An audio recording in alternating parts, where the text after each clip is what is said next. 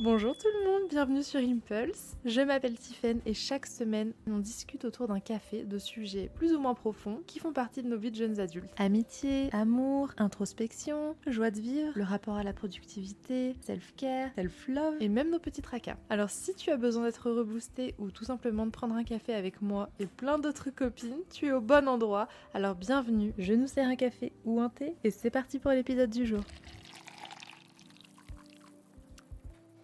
Aujourd'hui, on parle du self-love, un des mots fondateurs de mon compte et de mon univers, qu'on voit, je vous l'accorde, un petit peu partout et qui peut sembler galvaudé, mais qui mérite qu'on se penche dessus. Parce que le self-love, c'est pas juste prendre un bain moussant avec des pétales de rose ou de s'offrir un bouquet de fleurs, même si ça peut en faire partie et que c'est très bien. Pour moi, le self-love, c'est avant tout la création, plutôt l'entretien d'un rapport intime, profond et bienveillant avec soi-même. Donc c'est parti, on y va.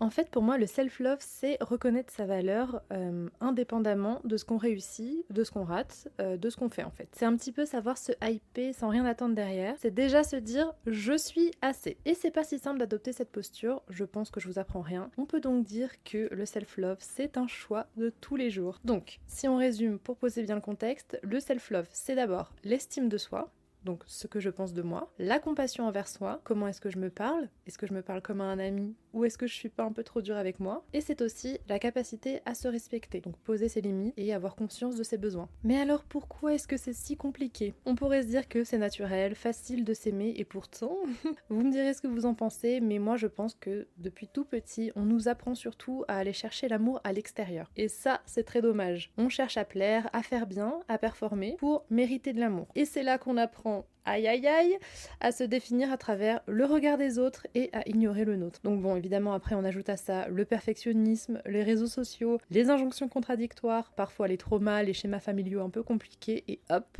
l'amour de soi, c'est ciao, c'est rideau. Mais la bonne nouvelle, c'est que ça s'apprend le self-love. D'abord, vous pouvez identifier vos besoins à vous. Ce que je vous conseille de faire, c'est ce que j'ai fait avec ma psy à une époque, c'est d'aller chercher toute la liste des besoins. Il y en a plein sur internet, hein. Vous tapez liste des besoins, je crois que j'étais tombée sur un site de communication non violente, bon peu importe. Vous les lisez tous et vous identifiez peut-être 4 ou 5 besoins qui résonnent vraiment très très fortement en vous. Gardez en tête qu'a priori on a tous un petit peu besoin de tout ce qui est écrit, mais il y en a, vous allez voir, qui vont vous sauter aux yeux plus que les autres, et vous allez peut-être constater que ça colle avec les relations que vous avez déjà créées, avec ce que vous aimez dans la vie, et parfois même avec ce que vous aimez trouver dans le monde professionnel. Donc je dis n'importe quoi, je sais qu'il y a un besoin que moi j'ai, ça va être la célébration. Ben, ça s'exprime dans plein de sphères de ma vie. Ensuite, vous pouvez poser vos limites. Je crois que c'est Françoise Dolto qui disait on peut donner que ce qu'on a reçu, et donc on peut donner aux autres ce qu'on s'offre déjà à soi. Ça, j'en suis plutôt persuadée. Mais si c'est pas votre cas, dites-vous que si vous êtes capable d'être une superbe personne avec les autres, vous avez toutes les clés en main pour l'être avec vous aussi. Donc pour revenir aux limites, je vous encourage vivement, au minimum, à demander aux autres du respect,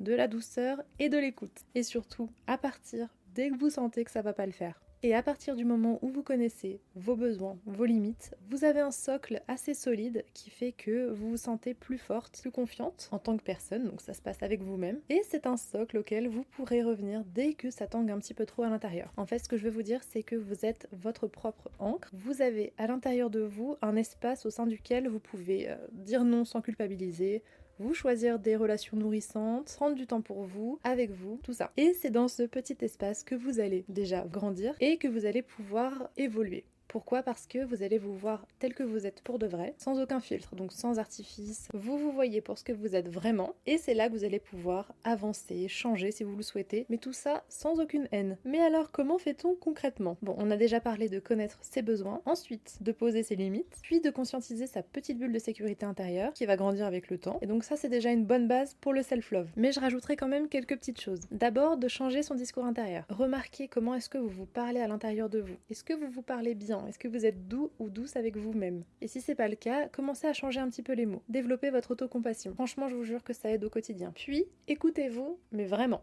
Donc ça rejoint les besoins dont on parlait tout à l'heure, mais demandez-vous, est-ce que là, j'ai envie de voir du monde? Est-ce que j'ai pas envie d'être seule plutôt? Est-ce que j'ai faim? Est-ce que j'ai froid? Ça paraît complètement simplet, mais est-ce qu'on est vraiment connecté à ses envies, à ses besoins? c'est pas sûr. Ensuite, n'attendez pas d'aller mal pour vous occuper de vous. Le self-love, c'est pas un pansement, c'est une hygiène émotionnelle. Et pour finir, je vous dirais de célébrer. Célébrer chaque jour, chaque petit truc cool. L'idée, c'est pas de devenir un giga baba cool. Et encore, why not? Je pense que ces gens doivent être très heureux. Mais plutôt de pas minimiser tout ce que vous faites au quotidien, même si c'est, entre guillemets, juste terminer une journée difficile. Hop, tout de suite, auto-récompense, petit verre de kombucha, n'est-ce pas, avec un podcast. Célébrez tout ce qui peut être célébré et rendez-vous la vie un peu plus cool au quotidien. Je pense que j'ai dressé un portrait du self-love plutôt fidèle à ce que je pense. Gardez en tête peut-être que c'est pas un état figé, c'est un processus. C'est pas d'un coup je m'aime et ensuite plus rien ne viendra compromettre ça. Et d'ailleurs, souvent, même si ça peut être un petit peu décourageant, c'est quand même le chemin qui est intéressant et pas l'arrivée. Parfois, vous allez vous aimer, parfois vous allez douter, vous allez aussi retomber dans de vieux schémas, dans vos vieux travers, c'est juste normal. Vous inquiétez pas, vous avancez quand même. Rappelez-vous toujours que vous êtes assez, et surtout que vous n'avez pas à mériter de l'amour, ni des autres, ni de vous. Vous n'avez pas besoin non plus d'attendre d'être plus quelque chose ou moins quelque chose, comme on l'entend beaucoup parfois dans l'enfance encore. Hein. Voilà ce que c'est que le self-love pour moi. Bien sûr, ça englobe aussi toutes les choses cool qu'on fait au quotidien. Donc j'entends par là des petits actes de romantisation, vous savez que j'adore. Je sais que vous aussi d'ailleurs. Donc oui pour un grand bouquet de fleurs, oui pour un solo date, oui pour un ciné toute seule, pour un petit week-end aussi pourquoi pas, ça peut être l'étape au-dessus. Je l'ai fait plusieurs fois et j'adore ça. Enfin non, je mens un petit peu. J'aime les premières heures et après un week-end c'est un peu long pour être seule, mais c'est quand même bien d'expérimenter. Peut-être que vous allez trouver ça formidable. Se prendre des petits temps créatifs aussi, ça peut favoriser l'introspection, en tout cas tout ce qui est contemplatif, méditatif comme ça ne peut vous faire que du bien. Donc voilà, douceur, autocompassion, discours interne positif, ou en tout cas pas critique, et patience. Voilà les ingrédients du self-love pour moi. J'espère que ça vous aura parlé, j'espère que ça vous aura aidé. Partagez cet épisode comme d'habitude avec quelqu'un qui en aurait besoin et venez prolonger la conversation avec moi. Dites-moi ce que vous pensez du self-love. À quel stade est-ce que vous pensez que vous pratiquez le self-love et que ça fait pleinement partie de votre vie? S'il y avait une échelle du self-love entre 0 et 10, 17 ans, le niveau ultime du self-love, où est-ce que vous vous situeriez? Ça m'intéresse évidemment. En attendant, je vous dis à la semaine prochaine, je serai à Londres avec mes sœurs. J'ai mis un sondage hier sur Instagram, j'ai vu que les seules personnes qui avaient répondu Londres étaient celles qui étaient au courant. Donc je sais que vous l'avez pas vu venir. Ce sera la première fois qu'on se retrouve à 3 à l'étranger et ça va être génial. J'ai l'impression qu'elles sont ultra chaudes pour enregistrer un épisode à 3. Donc peut-être que d'ici là, je vous demanderai si vous avez des questions à nous poser sur ce que c'est qu'être une fratrie. Bah non du coup, une sororité? Oh c'est moche. Bon, on s'est compris. En attendant, je vous dis à la semaine prochaine. À très vite. Ciao! Merci d'avoir écouté cet épisode. S'il vous a plu et que vous avez envie d'en discuter avec moi, n'hésitez pas à m'envoyer un message sur Instagram @StephenDuarte de Freitas. Je suis toujours trop contente d'avoir vos retours. Abonnez-vous au podcast pour ne rien manquer des prochains épisodes et laissez un commentaire ou 5 étoiles sur votre plateforme d'écoute, ça m'aide toujours énormément. À la semaine prochaine!